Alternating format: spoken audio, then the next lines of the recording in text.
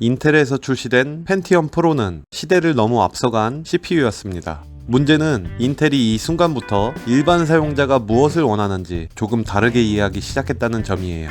펜티엄 프로는 빠르긴 했지만 비쌌고 강력했지만 친절하지 않았습니다. 서버와 워크스테이션, 그리고 전문가, 인텔의 시선은 그쪽으로 향해 있었죠. 하지만 PC를 사던 사람들은 여전히 집에 있었습니다.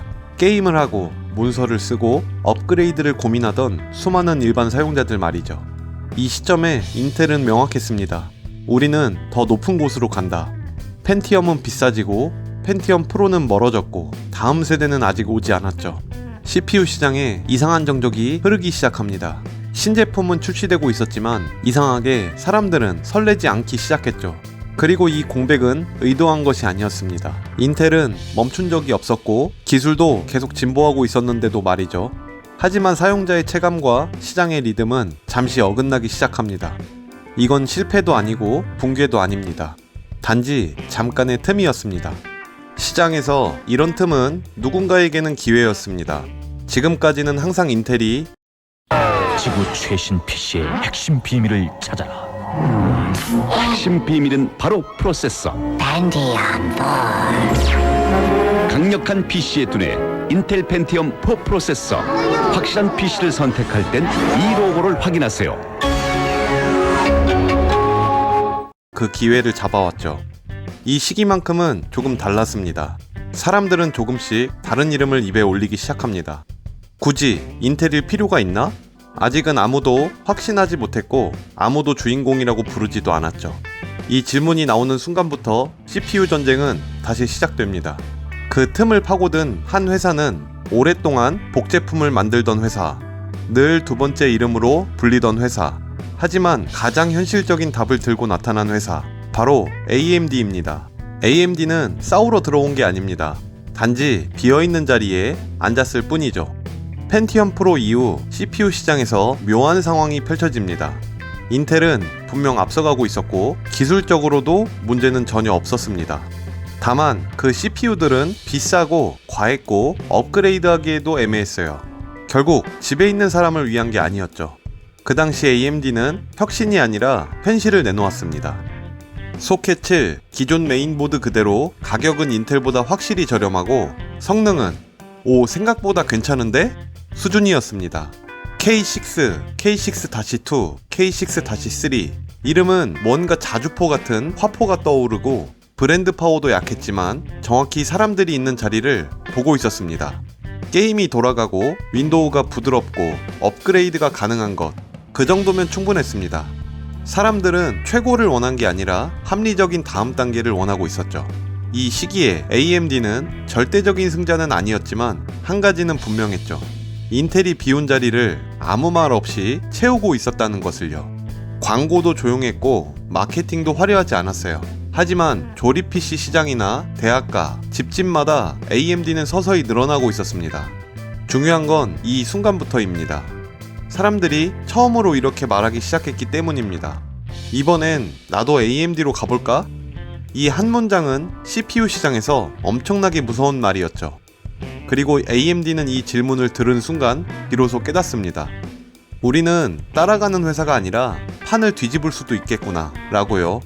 그리고 AMD는 정면으로 올라오기 시작합니다. 슬롯 A, 에슬론, 그리고 에슬론 XP. 펜티엄 4는 처음 등장했을 때부터 명확한 목표를 가진 CPU였습니다. 바로 클럭이었죠. 더 높은 숫자와 더 빠른 메가헤르츠에 집중했고 더 화려한 광고와 함께 인텔은 말했습니다. 속도는 숫자로 증명된다 라고요. 이건 무시가 아니라 오판이었습니다. 인텔은 일반 사용자를 위해 가장 알아보기 쉬운 답을 선택한 것이었죠. 하지만 이 선택은 곧 인텔 스스로를 곤란하게 만들기 시작합니다. 물론 펜티엄 4는 분명 클럭은 높았습니다. 하지만 그 성능을 항상 효율적으로 쓰지는 못했죠. 체감은 그만큼 따라오지 않았고 게임은 생각보다 부드럽지 않았어요.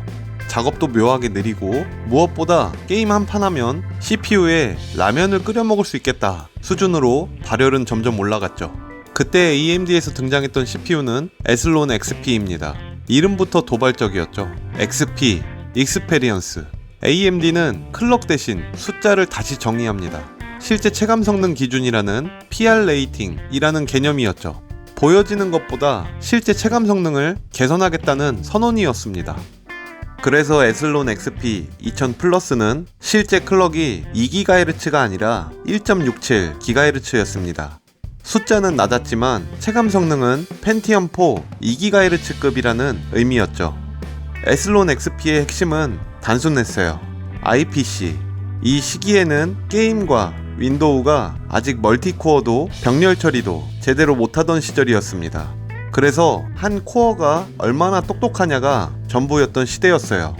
에슬론 XP는 같은 메가헤르츠에서도 펜티엄 4보다 더 많은 일을 해냈습니다. 물론 숫자는 낮았지만 결과는 분명했죠.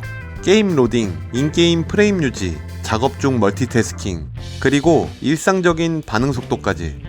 벤치마크가 아니라 손에 잡히는 체감 성능에서 에슬론 XP는 확실히 빨랐어요.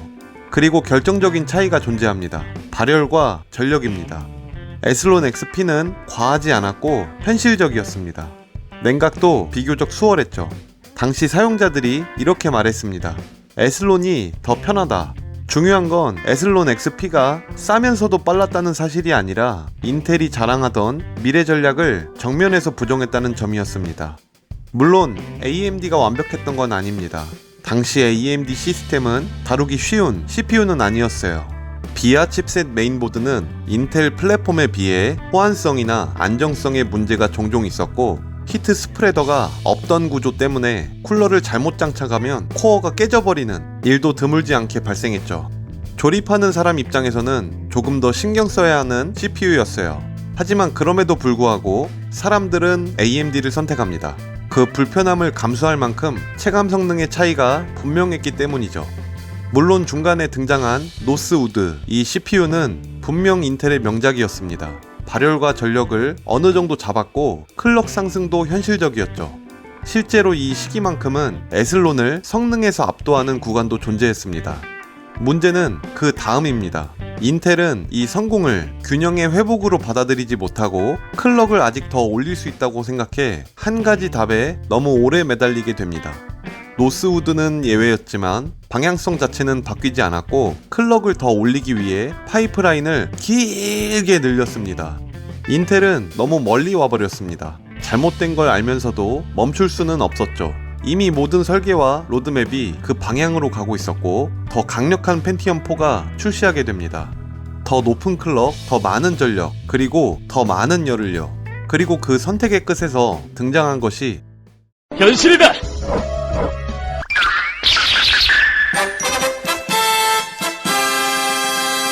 옷 갈아입는 게 변신이냐?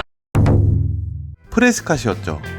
이 시대에 빠르다는 건 정말 클럭일까? 라는 질문이 있었습니다. 에슬론 XP는 그 질문에 명확한 답을 내놓았지만 인텔은 그 답을 외면한 채 프레스컷을 출시했고 그 프레스컷은 전설이 되었습니다. 물론 그 전설이 좋은 의미는 아니었죠.